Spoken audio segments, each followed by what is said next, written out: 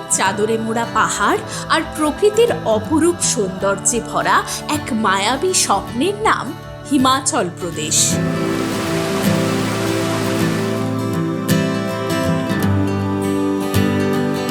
আমাদের মনে কল্পনার জাদুতে আঁকা বরফে ঢাকা শৈল শহরগুলি থেকে অনেক বেশি সুন্দর এই হিমাচল প্রদেশ।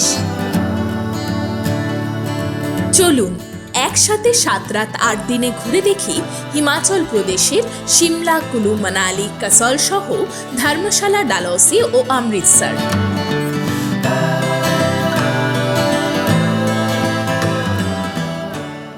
এই ভিডিওতে থাকছে আপনারা শিমলা, কুলু, মানালির সঙ্গে ধর্মশালা, ডালহৌসি, অমৃতসর কিভাবে পৌঁছাবেন, কোথায় থাকবেন, গাড়ির খরচ কেমন, কোথায় কোথায় ঘুরবেন এবং সম্পূর্ণ ট্যুরটিতে আপনাদের কেমন খরচ হতে পারে এই বিষয়ে যাবতীয় তথ্য।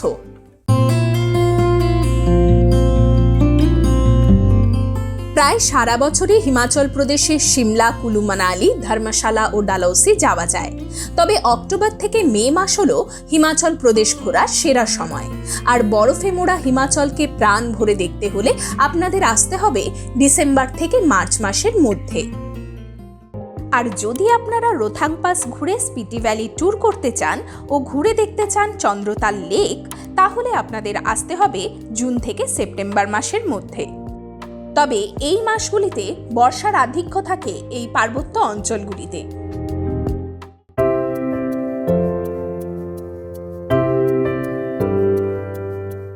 শিমলা, কুলু, মানালি আপনারা ট্রেনে কিংবা ফ্লাইটে করে যেতে পারেন। সবার প্রথমেই আসি ট্রেনের কথায়। কলকাতা থেকে শিমলা বা মানালি যাওয়ার কোনো ডিরেক্ট ট্রেন না থাকায় আপনাদের সবার প্রথমেই পৌঁছাতে হবে কালকা রেলওয়ে স্টেশনে। আর কলকাতা থেকে কালকা যাওয়ার জন্য একটি মাত্র ট্রেনই আছে, যা হলো 12311 নেতাজি এক্সপ্রেস। হাওড়া স্টেশনের 9 নম্বর প্ল্যাটফর্ম থেকে প্রতিদিন রাত 9:55 ট্রেনটি যাত্রা শুরু করে। আর প্রায় 30 ঘন্টা পর তৃতীয় দিন ভোর 3টে ট্রেনটি কালকায় পৌঁছায়। এই ট্রেনের বিভিন্ন শ্রেণীর ভাড়ার ডিটেলস থাকলো স্ক্রিনে। কালকাতে পৌঁছে আপনারা গাড়ি ভাড়া করে শিমলা পৌঁছাতে পারেন অথবা টয় ট্রেনে করেও যেতে পারেন। নেতাজি এক্সপ্রেসের কানেক্টিং টয় ট্রেন হলো শিবালিক ডিলাক্স এক্সপ্রেস, যা ভোর 5:45 ছাড়ে এবং শিমলা পৌঁছায় সকাল 10:35। এই 5 থেকে 5.5 ঘন্টার জার্নিটা সারা জীবন মনে রাখার মতো। স্নিগ্ধ সবুজ প্রকৃতির শোভা উপভোগ করতে করতে আপনারা পৌঁছে যাবেন আপনাদের গন্তব্য শিমলাতে। শিবালিক এক্সপ্রেস ছাড়াও আরও যে সমস্ত টয় ট্রেনে করে আপনারা শিমলা পৌঁছাতে পারবেন তাদের ডিটেলস থাকলো স্ক্রিনে। আপনারা নেতাজি এক্সপ্রেসে টিকিট না পেলে দিল্লিগামী যে কোনো ট্রেনে করে পৌঁছে যান দিল্লি। দিল্লির কাশ্মীরি গেট থেকে প্রতিদিনই শিমলাগামী বেশ কিছু বাস ছাড়ে। সেই বাসে করে জনপ্রতি 800 থেকে 1000 টাকার বিনিময়ে আপনারা 8.5 থেকে 9 ঘন্টাতেই পৌঁছে যাবেন শিমলাতে। এবার আসি ফ্লাইটের কথায়। কলকাতা থেকে শিমলা যাওয়ার ডিরেক্ট কোনো ফ্লাইট না থাকায় আপনাদের প্রথমে ফ্লাইট ধরে কলকাতা থেকে দিল্লি আসতে হবে। দিল্লি থেকে শিমলা যাওয়ার জন্য একটি মাত্র ফ্লাইট আছে, যা প্রতিদিন সকাল 6:10 ছাড়ে আর মাত্র 1 ঘন্টা 15 মিনিটে সকাল 7:25 শিমলা এয়ারপোর্টে পৌঁছে যায়। এক্ষেত্রে ফ্লাইটের ফেয়ার 3000 থেকে 3500 টাকার মতো হয়ে থাকে। এছাড়াও আপনারা ফ্লাইটে করে কলকাতা থেকে দিল্লি অবধি আসতে পারেন এবং দিল্লি থেকে একটি গাড়ি বুক করে চলে আসতে পারেন শিমলাতে। সেক্ষেত্রে গাড়িতে ভাড়া পড়তে পারে 10 থেকে 12,000 টাকার মতো। একইভাবে আপনারা ফ্লাইটে করে কলকাতা থেকে চণ্ডীগড় অবধি আসতে পারেন এবং সেখান থেকে একটি গাড়ি বুক করে চলে যেতে পারেন শিমলাতে। গাড়ির ভাড়া এক্ষেত্রে অনেকটাই কম পড়ে। আমার মতো আপনারাও যারা ঘুরতে ভালোবাসেন এবং একদম শেষ মুহূর্তে এসে ট্যুর প্ল্যান করেন, তারা কোনো রিলায়েবল ট্রাভেল এজেন্সির সঙ্গে ট্রিপ প্ল্যান করতে পারেন। এক্ষেত্রে আপনাদের ট্যুর অনেকটা হ্যাসেল ফ্রি এবং স্মুথ হবে। ট্যুর পিকার্স এরকমই একটি নির্ভরযোগ্য ও বিশ্বস্ত ট্রাভেল এজেন্সি। তাদের সাথেই আমরা 7 রাত 8 দিনে ঘুরে দেখেছিলাম শিমলা, কুলু, মানালি, কাসল সহ ধর্মশালা, ডালহৌসি ও অমৃতসর।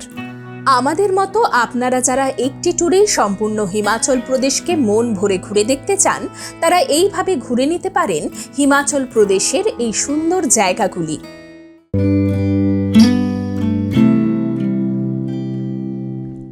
সিমলাতে আপনারা আপনাদের বাজেট ও চাহিদা অনুযায়ী স্ট্যান্ডার্ড ও প্রিমিয়াম ক্যাটাগরির প্রচুর হোটেল পেয়ে যাবেন। তবে চেষ্টা করবেন ম্যালের সামনাসামনি কোনো হোটেল নিতে, তাহলে ম্যাল ও তার পার্শ্ববর্তী জায়গাগুলো পায়ে হেঁটে অনেক সহজেই আপনারা ঘুরে নিতে পারবেন। আমাদের জন্য ট্যুর পিকার্স ম্যাল থেকে মাত্র 10 মিনিটের দূরত্বে থাকা একটি প্রিমিয়াম ক্যাটাগরির হোটেল রাজদূতে থাকার ব্যবস্থা করেছিল। এই হোটেলের রুমগুলিও ছিল খুবই প্রিমিয়াম কোয়ালিটির, যেখানে সব মডার্ন ফেসিলিটিস অ্যাভেলেবেল ছিল, আর তার সাথে ছিল রুমের জানলা থেকে সবুজে মোড়া পাহাড়ের দুর্দান্ত ভিউ।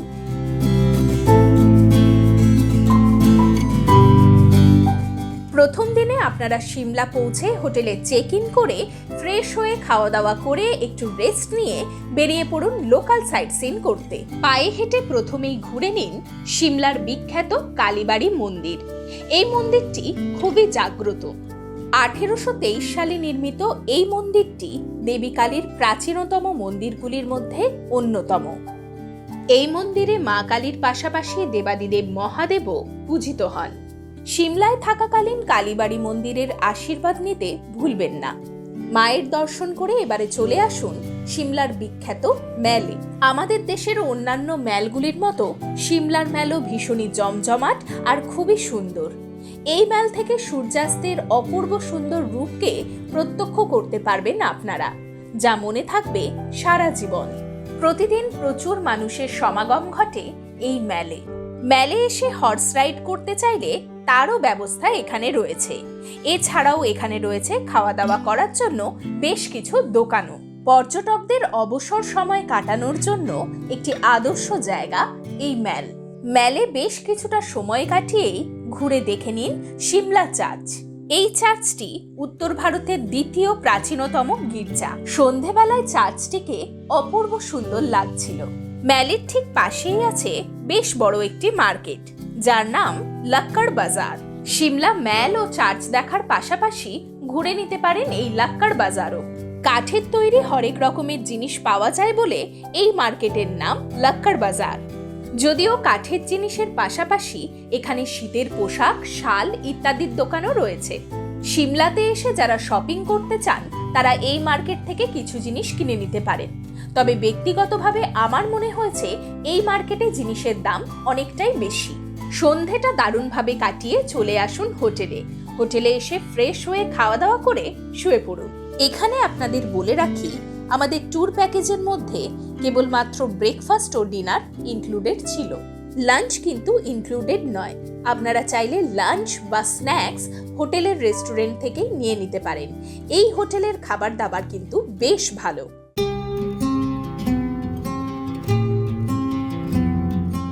দ্বিতীয় দিন সকাল সকাল ব্রেকফাস্ট করে সিমলাকে বিদায় জানিয়ে বেরিয়ে পড়ুন মান্ডির উদ্দেশ্যে, আর পথেই ঘুরে দেখে নিন সিমলার কিছু জনপ্রিয় সাইট সিইং। সবার প্রথমেই আপনারা ঘুরে নিন সিমলার বিখ্যাত জাকু টেম্পেলে। শিবালিক পাহাড়ের প্রাণবন্ত সৌন্দর্যের মাঝে অবস্থিত এই জাকু মন্দির একটি প্রাচীন হনুমান মন্দির। এখানে বিশ্বের বৃহত্তম হনুমান মূর্তি আছে, যার উচ্চতা 108 ফুট। জনশ্রুতি ও পৌরাণিক কাহিনী অনুসারে শ্রীরামচন্দ্র ও রাবণের যুদ্ধের সময় লক্ষ্মণের জীবন বাঁচানোর জন্য সঞ্জীবনী বুটি খুঁজতে গিয়ে ভগবান হনুমান এই স্থানে বিশ্রাম নিয়েছিলেন। জাকু টেম্পল আপনারা গাড়ির পাশাপাশি রোপওয়ে করেও চলে আসতে পারেন। ম্যাল রোড থেকে জনপ্রতি 250 টাকার বিনিময়ে রোপওয়ে করে পৌঁছে যেতে পারেন এই মন্দিরে। জাকু টেম্পেলে এলে নিজের জিনিসপত্র ও বিশেষ করে চশমা সাবধানে রাখবেন, কারণ এখানে প্রচুর বাঁদর আছে যারা আপনার অজান্তেই হঠাৎই আপনার চশমা বা জিনিসপত্র ছিনিয়ে নিয়ে চলে যেতে পারে।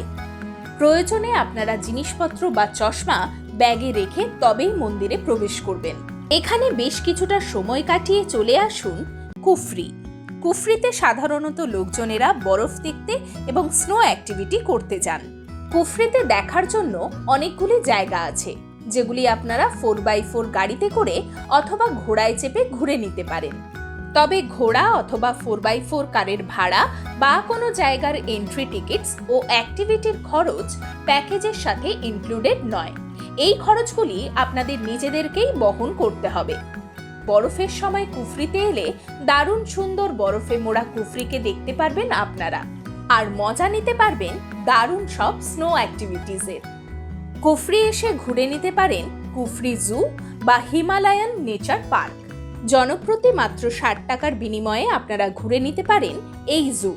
এখানে যেমন আপনারা বিভিন্ন প্রকারের বন্যপ্রাণী দেখতে পাবেন, তেমনি হিমালয়ের প্রাকৃতিক সৌন্দর্য উপভোগ করতে পারবেন। কুফরিতে 3-4 ঘন্টা কাটানোর পরে চলে আসুন গ্রিন ভ্যালিতে। সবুজে মোড়া অপূর্ব পাহাড়ি উপত্যকার রূপ আপনাদের মুগ্ধ করবেই। গ্রিন ভ্যালি সিমলার কাছাকাছি সবচেয়ে মনোরম উপত্যকাগুলির মধ্যে একটি। এই উপত্যকাটি ঘন দেওদার ও পাইন গাছ দিয়ে আচ্ছাদিত এবং সবুজ ঢাল দিয়ে ঘেরা। এখানে বহু হিন্দি চলচ্চিত্রেরও শুটিং হয়েছে। অতুলনীয় সৌন্দর্যে পরিপূর্ণ গ্রিন ভ্যালি সিমলার কুফরির কাছেই অবস্থিত। সিমলার সব সাইট সিইং কমপ্লিট করে আমরা চললাম মান্ডির দিকে। সিমলা থেকে মান্ডির দূরত্ব 124.2 কিলোমিটার। গাড়িতে করে যা পৌঁছাতে সময় লাগে প্রায় 3.5 থেকে 4 ঘন্টা মতো।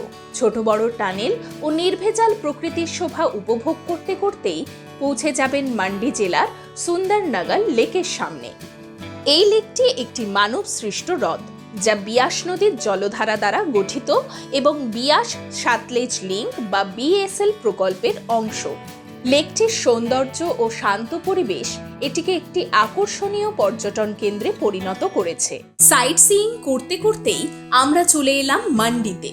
মান্ডি হিমাচল প্রদেশের বিয়াস নদীর তীরে অবস্থিত এক মনোরম পাহাড়ি গন্তব্য।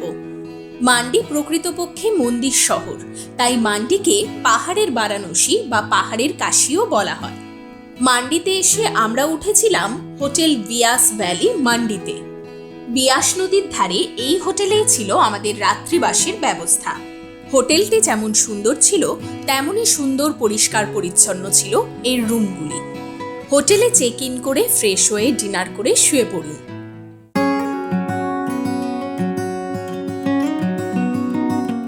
তৃতীয় দিন সকাল সকাল ঘুম থেকে উঠে ব্রেকফাস্ট করেই বেরিয়ে পড়ুন মানালির উদ্দেশ্যে। আর পথেই দেখে নিন মান্ডি জেলার আরও একটি সুন্দর ড্যাম, যার নাম পান্ডো ড্যাম। এই ড্যামটি বিয়াস নদীর ওপরে নির্মিত একটি বাঁধ। জলবিদ্যুৎ উৎপাদনের জন্যই বিশেষভাবে নির্মিত হয়েছিল এই বাঁধটি। তবে এখানের অসাধারণ প্রাকৃতিক শোভা পর্যটকদের মনকে ভরিয়ে তোলে। পান্ডো ড্যামের পাশেই আছে বগলামুখী মন্দির। এই মন্দিরে যাওয়ার জন্য রয়েছে রোপওয়ের ব্যবস্থা। আপনারা চাইলে জনপ্রতি 250 থেকে 350 টাকার বিনিময়ে রোপওয়েতে করে ঘুরে আসতে পারেন মা বগলামুখীর মন্দির। কিছুটা সময় পান্ডো ড্যামে কাটিয়ে রওনা দিন মানালির উদ্দেশ্যে। মান্ডি থেকে মানালির দূরত্ব 134 কিলোমিটার। গাড়িতে করে যা পৌঁছাতে সময় লাগে প্রায় 4 ঘন্টা মতো। মানালি যাওয়ার সময় ঘুরে দেখে নিন হিমাচল প্রদেশের অন্যতম সুন্দর গ্রাম কাসল। কাসল হিমাচল প্রদেশের কুল্লু জেলার একটি ছোট্ট অফবিট গ্রাম, যার পাশ দিয়েই বয়ে চলেছে পার্বতী নদী। পাইন জঙ্গলে ঘেরা কাসল অ্যাডভেঞ্চার প্রেমী ও প্রকৃতিপ্রেমী মানুষদের কাছে স্বর্গরাজ্য। কাসলে এসে আপনারা পায়ে হেঁটে এই সম্পূর্ণ গ্রামটিকে ঘুরে দেখতে পারেন। এছাড়া পিন পার্বতী পাস ও ক্ষীরগঙ্গার মতো ট্রেকিং রুটগুলির বেস ক্যাম্প এই কাসল। আপনাদের হাতে সময় বেশি থাকলে একদিনের জন্য আপনারা কাসলেও থাকতে পারেন। সেক্ষেত্রে ট্যুরের দিন সংখ্যা ও খরচ একটু বেশি হতে পারে। মানালি যাওয়ার পথেই আপনারা ঘুরে দেখে নিন মানিকারণ। মানিকারণ তার ঐতিহাসিক, ধর্মীয় ও পর্যটন আকর্ষণের জন্য পরিচিত। মানিকারণ নিয়ে ভগবান শিব ও গুরু নানক দেবের নানান পৌরাণিক কাহিনী লোকমুখে প্রচলিত রয়েছে। এখানে গুরুদ্বারার পাশাপাশি শিব মন্দির, রাম মন্দির ও বিষ্ণু মন্দির আছে। আর আছে উষ্ণ প্রস্রবণ। কথিত আছে এই জলে স্নান করলে শরীরের সকল ব্যাধি নাশ হয়। অপরূপ সুন্দর এই মানিকারণ।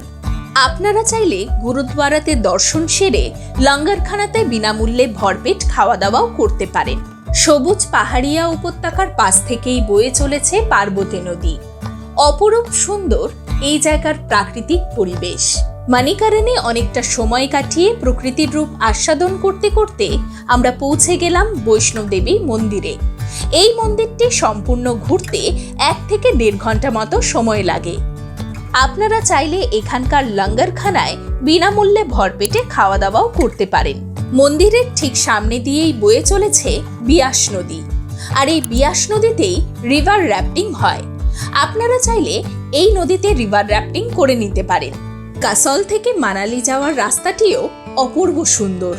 মানালি যাওয়ার রাস্তায় বিভিন্ন জায়গায় আপনারা হট এয়ার বেলুন পয়েন্ট ও প্যারাগ্লাইডিং পয়েন্ট দেখতে পাবেন। চাইলে আপনারা প্যারাগ্লাইডিং বা হট এয়ার বেলুন রাইড করতে পারেন। 7 মিনিটের জন্য হট এয়ার বেলুন রাইডে লাগে জনপ্রতি 1500 টাকা। প্রকৃতির সৌন্দর্য উপভোগ করতে করতেই আমরা পৌঁছে গেলাম মানালিতে। সিমলার মতো মানালিতে এসেও আপনারা ম্যালের সামনাসামনি হোটেল নেওয়ার চেষ্টা করবেন। আমরা মানালিতে এসেছিলাম সাবা মানালি ইনে, আর এটি ম্যালের একদম সামনাসামনি একটি প্রিমিয়াম ক্যাটাগরির হোটেল। এই হোটেলের রুমগুলি ছিল দারুণ সুন্দর, আর রুম থেকেই ছিল বরফে ঢাকা পাহাড়ের দারুণ একটা ভিউ। হোটেলে চেক ইন করেই আমরা চলে গেলাম মানালির ম্যালে। আমাদের হোটেল থেকে হেঁটে ম্যাল যেতে সময় লাগলো মাত্র 2 মিনিট। সিমলার ম্যালের মতোই ভীষণ জমজমাট এই মানালির ম্যাল। তবে এখানে শপিং করার জন্য প্রচুর দোকান আছে, আর সঙ্গে আছে রকমারি খাবারের দোকানও। তবে আপনাদের বলে রাখি, আপনারা যারা সিমলা, কুলু মানালি, ধর্মশালা, ডালহৌসি ও অমৃতসর এই ট্যুরটি করছেন এবং শপিং করতে চাইছেন, তারা মানালি থেকে শপিং করতে পারেন। এখানে জিনিসপত্রের দাম তুলনামূলকভাবে অনেকটা কম, আর দরদাম করারও সুযোগ এখানে রয়েছে। আমরাও এখান থেকে অনেক সস্তায় প্রচুর শপিং করেছিলাম। হোটেলে ফিরে ফ্রেশ হয়ে খাওয়া দাওয়া করেই শুয়ে পড়লাম। এখানকার খাবার দাবারের টেস্টও ছিল অসাধারণ। চতুর্থ দিন একদম সকাল সকাল বেরিয়ে পড়লাম অটল টানেল হয়ে শিশুর উদ্দেশ্যে। অটল টানেল বিশ্বের দীর্ঘতম হাইওয়ে টানেল, যা সারা বছর ধরে মানালিকে লাহোল স্পিতি উপত্যকার সঙ্গে সংযুক্ত রাখে। অটল টানেলকে রোটাং টানেলও বলা হয়। এটি একটি ঘোড়ার নালের আকৃতির হাইওয়ে টানেল। আপনাদের বলে রাখি, আপনারা যেদিন রোটাং পাস বা শিশুতে ঘুরতে আসবেন, চেষ্টা করবেন সকাল সকাল বেরোনোর, কারণ বেলা বাড়ার সাথে সাথেই অটল টানেলের পর থেকেই জ্যাম হতে শুরু করে। মে মাসের শেষ থেকে অক্টোবর মাস পর্যন্ত রোটাং পাস খোলা থাকে। এই মাসগুলির মধ্যে আপনারা যদি সিমলা, কুলু মানালি ট্রিপ করেন, তাহলে রোটাং পাসও ঘুরে নিতে পারবেন। তবে রোটাং পাস যাওয়ার জন্য পারমিটের প্রয়োজন হয়, যার খরচ প্যাকেজের সঙ্গে ইনক্লুডেড থাকে না। আপনারা আপনাদের ট্যুর অপারেটরকে বললেই তিনি পারমিটের ব্যবস্থা করে দেবেন। শিশুতে আমরা প্রচুর বরফ পেয়েছিলাম। এখানে চাইলে আপনারা বিভিন্ন ধরনের স্নো অ্যাক্টিভিটিও করে নিতে পারেন। এখানে 2-3 ঘন্টা কাটিয়ে চলে আসুন সোলাং ভ্যালিতে। রোটাং পাস বা শিশুতে যাওয়ার পথে সোলাং ভ্যালি পড়লেও ফেরার পথে সোলাং ভ্যালি দেখাটাই শ্রেয়। না হলে জ্যামের কারণে এই দুটি জায়গাতে আপনারা যেতে পারবেন না। সোলাং ভ্যালিতেও আপনারা ঘোড়ায় করে বেশ কয়েকটি জায়গা ঘুরে নিতে পারেন। এছাড়াও এখানে নানান রকমের অ্যাক্টিভিটিরও ব্যবস্থা রয়েছে। আমরা জনপ্রতি 1000 টাকা করে টিকিট কেটে এটিভি বাইকে করে চলে গিয়েছিলাম আঞ্জানি মহাদেব শিবলিঙ্গ দর্শন করতে। মার্চ ও এপ্রিল মাস বাদে বাকি সময় এই শিবলিঙ্গ বরফে ঢাকা থাকে। অপূর্ব সুন্দর এই জায়গাটি। মানালিতে এলে এই জায়গাটি অবশ্যই একবার ঘুরে যাবেন। দারুণভাবে সারাটা দিন বরফের মধ্যে কাটিয়ে মানালিতে ফেরার পথে কোনো একটি হোটেল থেকে লাঞ্চ করে সোজা চলে আসুন হিড়িম্বা দেবী মন্দিরে। হিড়িম্বা দেবী মন্দির একটি প্রাচীন গুহা মন্দির, যা স্থানীয়ভাবে ধুঙ্গারি মন্দির নামে পরিচিত। এই মন্দিরটি মহাভারতে উল্লেখিত ভীমের স্ত্রী হিড়িম্বা দেবীকে উৎসর্গ করে বানানো হয়েছে। মন্দির দর্শন করে হোটেলে ফিরে ফ্রেশ হয়ে সন্ধেবেলাটা কাটাতে পারেন ম্যালে। সন্ধেবেলায় এই ম্যালকে একেবারে অন্যরকম লাগে। ম্যালে বেশ কিছুটা সময় কাটিয়ে চলে আসুন হোটেলে, আর ডিনার করে ঘুমিয়ে পড়ুন।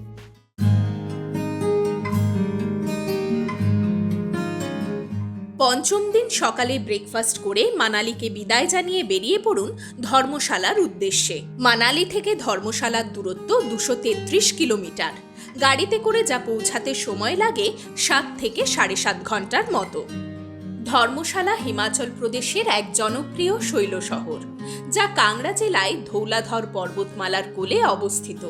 প্রকৃতি, পাহাড় ও শান্ত পরিবেশের জন্য ধর্মশালা ভ্রমণপ্রেমী মানুষদের কাছে এক আদর্শ গন্তব্য। ধর্মশালা যাওয়ার পথে সবার প্রথমেই আপনারা ঘুরে দেখে নিন বৈদ্যনাথ শিব মন্দির।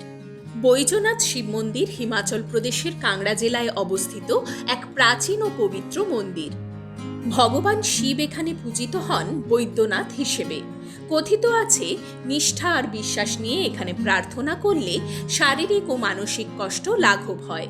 আর এই বিশ্বাসেই শত শত বছর ধরে ভক্তদের টেনে আনছে বৈদ্যনাথে। এটি 12টি জ্যোতির্লিঙ্গের মধ্যে একটি এবং এখানে শিব ও পার্বতী উভয়ের পূজা হয়। এখানে ভক্তদের জন্য দুপুরে লঙ্গরের আয়োজন করা হয়। চাইলে আপনারাও বিনামূল্যে এই প্রসাদ গ্রহণ করতে পারেন। বেশ অনেকটা সময় মন্দিরে কাটিয়ে চলে আসুন পালামপুর টি গার্ডেনে। চা বাগানের প্রাচুর্যের কারণে পালামপুরকে উত্তর ভারতের বা হিমাচলের চায়ের রাজধানীও বলা হয়। 19 শতকের মাঝামাঝি সময়ে ব্রিটিশ উদ্ভিদ বিজ্ঞানী ডক্টর জেমসন এখানে চা চাষের প্রবর্তন করেছিলেন। পালামপুরের চা তার সুন্দর গন্ধ ও হালকা স্বাদের জন্য বিখ্যাত। প্রকৃতির শোভা উপভোগ করতে করতেই আমরা পৌঁছে গেলাম ধর্মশালাতে। ধর্মশালাতে হোটেল নেওয়ার সময় চেষ্টা করবেন ভাগসু বা ম্যাকলিওডগঞ্জের সামনাসামনি হোটেল নিতে। তাহলে পায়ে হেঁটে অল্প সময়ের মধ্যে বেশ কিছু জায়গা আপনারা ঘুরে নিতে পারবেন। ট্যুর পিকার্স আমাদের জন্য ভাগসুতে একটি প্রিমিয়াম ক্যাটাগরির হোটেল ভাগসু হাইটসে থাকার ব্যবস্থা করেছিল। এই হোটেলের লোকেশনটি যতটা সুন্দর ছিল তেমনই সুন্দর ছিল এর রুমগুলি। আর রুমের ব্যালকনি থেকেই ছিল তুষারাবৃত ধৌলাধার পাহাড় এবং ভাগসু ওয়াটারফলের এক অসামান্য ভিউ। হোটেলে চেক ইন করে একটু ফ্রেশ হয়ে পায়ে হেঁটে ঘুরে নিন ভাগসু লোকাল মার্কেট। হোটেল থেকে মার্কেটের দূরত্ব মাত্র 200 মিটার। খাবার দাবারের দোকানের পাশাপাশি এখানে ঘর সাজানোর জিনিসের দোকান এবং শীতের পোশাকের প্রচুর দোকান আছে। আপনারা ধর্মশালাতে এসে শপিং করতে চাইলে এই মার্কেট থেকে করতে পারেন। মার্কেট ঘুরে এবারে চলে আসুন ভাগসু নাগ টেম্পেলে। ভাগসু লোকাল মার্কেটের শেষেই রয়েছে ভাগসু নাগ টেম্পল। ধর্মশালার ভাগসু গ্রামে অবস্থিত এই মন্দির ভগবান শিব এবং নাগ দেবতার উদ্দেশ্যে নিবেদিত। কথিত আছে, রাজা ভাগসু নাগ দেবতার কাছে ক্ষমা প্রার্থনা করে এই মন্দিরটি নির্মাণ করেছিলেন। মন্দিরের সামনেই রয়েছে একটি পবিত্র জলাশয়। কথিত আছে, এই জলে স্নান করলে রোগ নিরাময় হয়। ধর্মশালাতে এলে এই মন্দিরে এসে ভগবান শিব এবং নাগ দেবতার আশীর্বাদ নিতে একেবারেই ভুলবেন না। মন্দির দর্শন করে মার্কেট ঘুরে হোটেলে এসে ফ্রেশ হয়ে খাওয়া দাওয়া করে শুয়ে পড়ুন।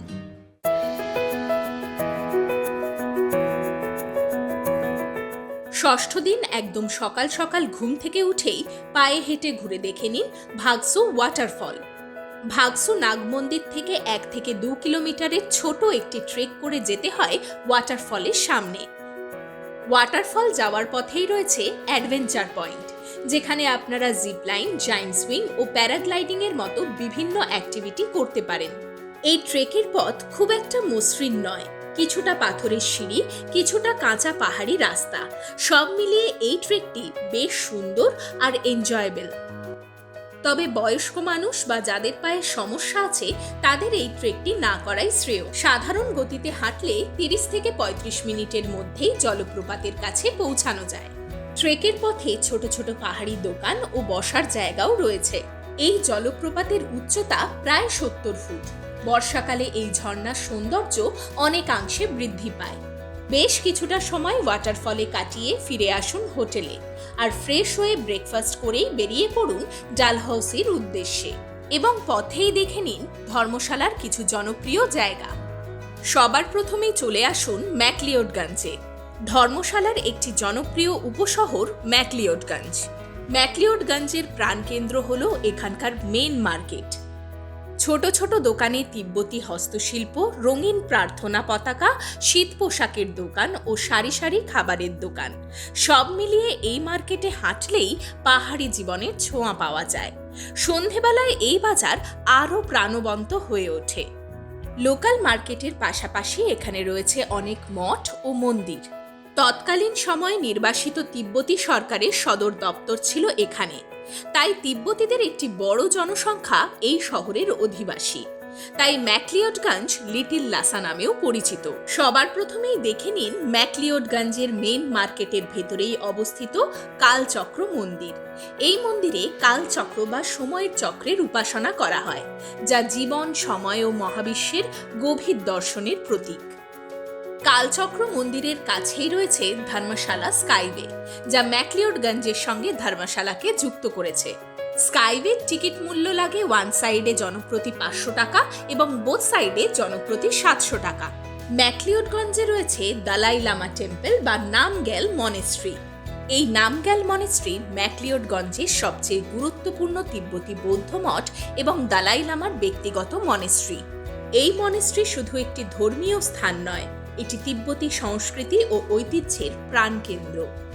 দালাই লামা টেম্পল ঘুরে এবারে চলে আসুন ম্যাকলিওডগঞ্জের সবথেকে পুরনো এবং ঐতিহাসিক গির্জা Saint John in the Wilderness চার্চে। পাহাড়ের কোলে ঘন দেবদারু জঙ্গলের মাঝে অবস্থিত এই গির্জা 1852 সালে ব্রিটিশ শাসনকালে নির্মিত হয়। এই চার্চটি নিওগথিক স্থাপত্য শৈলীতে তৈরি হয়েছিল, যেখানে রঙিন কাঁচের জানলা, পাথরের দেওয়াল ও কাঠের ছাদ বিশেষভাবে লক্ষিত হয়। পরাধীন ভারতের ভাইসরয় লর্ড এলগিনের সমাধি রয়েছে এই চার্চে। এই কারণেই এই চার্চটি ঐতিহাসিক দিক থেকেও বেশ উল্লেখযোগ্য। চার্চের ঠিক পাশেই আছে ইকো পার্ক। আপনারা চাইলে জনপ্রতি 25 টাকা দিয়ে ঘুরে নিতে পারেন এই ইকো পার্ক। এখানে কিছুটা সময় কাটিয়ে চলে আসুন ধর্মশালা ক্রিকেট স্টেডিয়ামে, যাকে হিমাচল প্রদেশ ক্রিকেট অ্যাসোসিয়েশন স্টেডিয়ামও বলা হয়। এই স্টেডিয়ামটি পৃথিবীর অন্যতম সুন্দর ক্রিকেট স্টেডিয়াম। হিমাচলের পাহাড় ঘেরা পরিবেশে ধৌলাধার পর্বতমালার পাদদেশে অবস্থিত এই স্টেডিয়ামটি ক্রিকেট ও প্রকৃতির এক অনন্য মেলবন্ধন। স্টেডিয়ামের গ্যালারি থেকে বরফে ঢাকা ধৌলাধার পাহাড়ের অপূর্ব রূপ একে অন্য সব স্টেডিয়াম থেকে আলাদা করে তোলে। এখানে আন্তর্জাতিক এবং ঘরোয়া ক্রিকেট ম্যাচ অনুষ্ঠিত হয়, আর ম্যাচ না থাকলে সাধারণ টুরিস্টরা এই স্টেডিয়াম ঘুরে দেখতে পারেন জনপ্রতি 30 টাকার বিনিময়ে। ক্রিকেট স্টেডিয়াম দেখে এইবারে ঘুরে নিন হিমাচল প্রদেশের ডাল লেক। ঘন দেবদারু ও পাইনের জঙ্গলে ঘেরা এই ডাল লেক তার পবিত্র শিব মন্দির ও মনোরম প্রাকৃতিক পরিবেশের জন্য পরিচিত। বর্ষাকালে লেকটি জলে পরিপূর্ণ থাকে, তখন এর সৌন্দর্য আরও বেড়ে যায়। ধর্মশালা থেকে ডালহৌসির দূরত্ব 117 কিলোমিটার। গাড়িতে করে যা পৌঁছাতে সময় লাগে প্রায় 4 ঘন্টা। ডালহৌসি হিমাচল প্রদেশের চাম্বা জেলায় অবস্থিত একটি মনোরম ও ঐতিহাসিক শৈল শহর। 1854 সালে সেনাবাহিনী ও সরকারি পদাধিকারীদের গ্রীষ্মকালীন অবকাশ যাপনের জন্য লর্ড ডালহৌসি এই শহরের পত্তন করেন। লর্ড ডালহৌসির নাম অনুসারেই এই জায়গার নাম হয় ডালহৌসি। সাইট সিইং করতে করতেই আমরা পৌঁছে গেলাম ডালহৌসিতে। ডালহৌসিতে এসে আপনারা চেষ্টা করবেন গান্ধী চকের সামনাসামনি হোটেল নিতে, তাহলে অল্প সময়ে পায়ে হেঁটে আপনারা গান্ধী চক ও এখানকার লোকাল মার্কেটগুলিও ঘুরে দেখতে পারবেন। ডালহৌসিতে আমরা উঠেছিলাম গান্ধী চকের সামনে একটি প্রিমিয়াম ক্যাটাগরির হোটেল নমস্কার হাইটসে। এই হোটেলের রুমগুলি ছিল দারুণ সুন্দর, আর রুমের জানলা ও ব্যালকনি থেকে ছিল সবুজে মোড়া পাহাড়ের দুর্দান্ত ভিউ। হোটেলে চেক ইন করে ফ্রেশ হয়ে পায়ে হেঁটে ঘুরে আসতে পারেন গান্ধী চক ও লোকাল মার্কেট থেকে। দারুণ একটা সন্ধে কাটিয়ে হোটেলে ফিরে ডিনার করেই শুয়ে পড়ুন।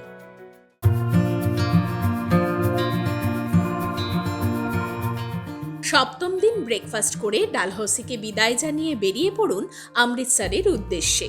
আর পথেই দেখে নিন ডালহৌসির বিখ্যাত খাজিয়ার বা মিনি সুইজারল্যান্ড।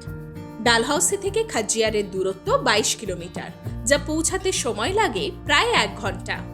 হিমাচল প্রদেশের চাম্বা জেলার বুকে অবস্থিত খাজিয়ার এক জনপ্রিয় শৈল শহর ও পর্যটন কেন্দ্র, যা তার মনোরম প্রাকৃতিক সৌন্দর্যের জন্য বিখ্যাত এবং ভারতের মিনি সুইজারল্যান্ড নামে পরিচিত। খাজিয়ারের চারপাশ জুড়ে রয়েছে দেবদারু, পাইন ও ওক গাছের বনভূমি, আর মাঝখানে সবুজ ঘাসে ঢাকা খোলা উপত্যকায় রয়েছে ছোট একটি লেক। খাজিয়ারে বিভিন্ন অ্যাক্টিভিটির ব্যবস্থাও রয়েছে। খাজিয়ারে বহু হিন্দি চলচ্চিত্রের শুটিংও হয়েছে। চাইলে জনপ্রতি 1000 টাকার বিনিময়ে ঘোড়ায় চড়ে দেবদারু ও পাইনের জঙ্গলের ভেতর দিয়ে ঘুরে দেখতে পারেন সেই সব শুটিং স্পটগুলি। আপনারা চাইলে এখানে জিপ সাফারিও করতে পারেন।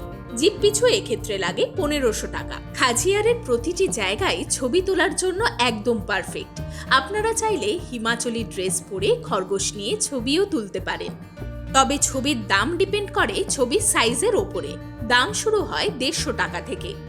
এছাড়াও আপনারা খাজিয়ারে জবিং বা প্যারাগ্লাইডিংও করতে পারেন। খাজিয়ারের ঐতিহাসিক গুরুত্বও কম নয়।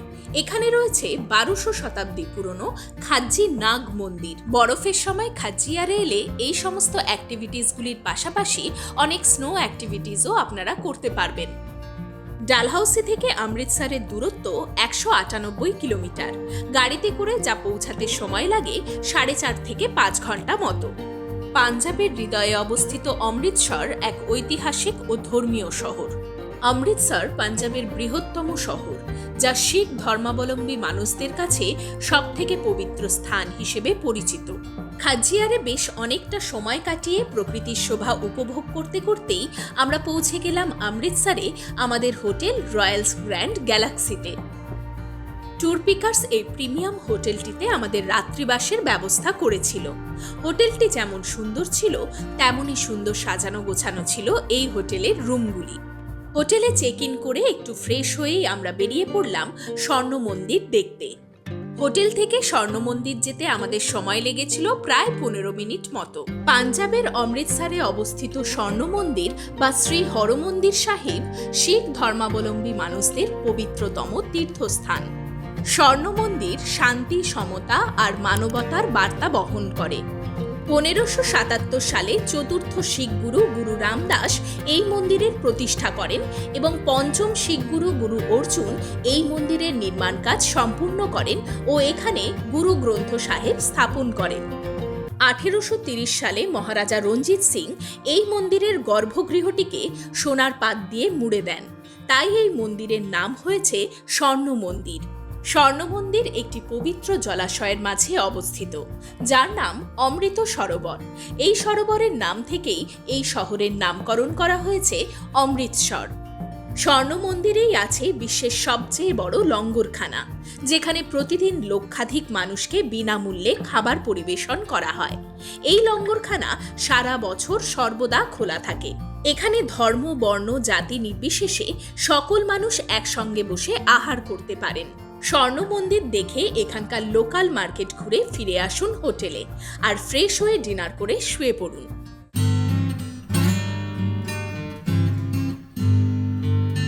অষ্টম দিন অর্থাৎ ট্রিপের শেষ দিন। আপনারা যারা অমৃতসর বা চণ্ডীগড় থেকে বিকেলের ট্রেন বা ফ্লাইট ধরবেন, তারা সকাল সকাল ব্রেকফাস্ট করে হোটেলে চেক আউট করে ঘুরে দেখে নিন জালিয়ানওয়ালাবাগ ও ওয়াঘা বর্ডার, এবং এই জায়গাগুলি ঘুরে গাড়িতে করে চলে আসুন অমৃতসর বা চণ্ডীগড়ের এয়ারপোর্ট বা রেলওয়ে স্টেশনে। আমাদের সন্ধ্যে 7টায় ফ্লাইট ছিল অমৃতসর এয়ারপোর্ট থেকে, তাই সকাল সকাল ব্রেকফাস্ট করে হোটেলে চেক আউট করে আমরা প্রথমেই চলে গেলাম জালিয়ানওয়ালাবাগ। অমৃতসরের একটি ঐতিহাসিক স্থান এই জালিয়ানওয়ালাবাগ। স্বর্ণ মন্দিরের খুব কাছে অবস্থিত জালিয়ানওয়ালাবাগ শুধু একটি দর্শনীয় স্থান নয়, এটি ভারতের স্বাধীনতার জন্য আত্মবলিদানের এক নীরব সাক্ষী। 1919 সালের 13 এপ্রিল জালিয়ানওয়ালাবাগে ব্রিটিশ সেনা জেনারেল ডায়ারের নির্দেশে নিরীহ মানুষদের উপরে গুলি চালানো হয়। শত শত মানুষ এতে নিহত হয় এবং প্রাণ বাঁচাতে বহু মানুষ একটি কুয়োতে ঝাঁপ দেন। সেই কুয়োটি এবং সেই গুলি লাগা দেওয়ালগুলি আজও সংরক্ষিত রয়েছে এই জালিয়ানওয়ালাবাগে। জালিয়ানওয়ালাবাগে বেশ কিছুটা সময় কাটিয়ে চলে এলাম ওয়াঘা বর্ডারে। ওয়াঘা বর্ডার অমৃতসর থেকে প্রায় 30 কিলোমিটার দূরে ভারত ও পাকিস্তানের আন্তর্জাতিক সীমান্ত। ওয়াঘা বর্ডার সবচেয়ে বেশি পরিচিত বিটিং রিট্রিট সেরিমনির জন্য। এই অনুষ্ঠানটি প্রতিদিন বিকেলের দিকে অনুষ্ঠিত হয়। ভারত ও পাকিস্তানের সেনারা এই সময় একসঙ্গে কুচকাওয়াজ করে নিজ নিজ দেশের পতাকা নামান। সেনাদের কড়া কদম, উঁচু পায়ের মার্চ এবং দর্শকদের দেশপ্রেমে ভরা স্লোগানে পুরো পরিবেশ খুব আবেগপূর্ণ হয়ে ওঠে। ওয়াঘা বর্ডার শুধু একটি সীমান্ত নয়, এটি দেশপ্রেম ও জাতীয় গর্বের অনুভূতির প্রতীক। সকালে যাওয়ার জন্য আমরা এই কুচকাওয়াজ দেখতে পাইনি। এখানে বেশ কিছুটা সময় কাটিয়ে আমরা রওনা দিলাম এয়ারপোর্টের জন্য। এখান থেকে এয়ারপোর্টের দূরত্ব ছিল 34.6 কিলোমিটার মতো, যা পৌঁছাতে আমাদের সময় লাগলো 1 ঘন্টা। 7 রাত 8 দিনের এই হিমাচল প্রদেশ ট্যুরটা আমাদের কাছে সারা জীবন মনে রাখার মতো ছিল। আপনারা যদি আমাদের মতোই নিশ্চিন্তভাবে আর কোনো ঝঞ্ঝাট ছাড়াই সম্পূর্ণ হিমাচল প্রদেশ ঘুরতে চান, তাহলে যোগাযোগ করতে পারেন ট্যুর পিকার্সের সঙ্গে। এবার আসি খরচের ব্যাপারে। ট্যুর পিকার্সে বিভিন্ন রকমের প্যাকেজ আছে।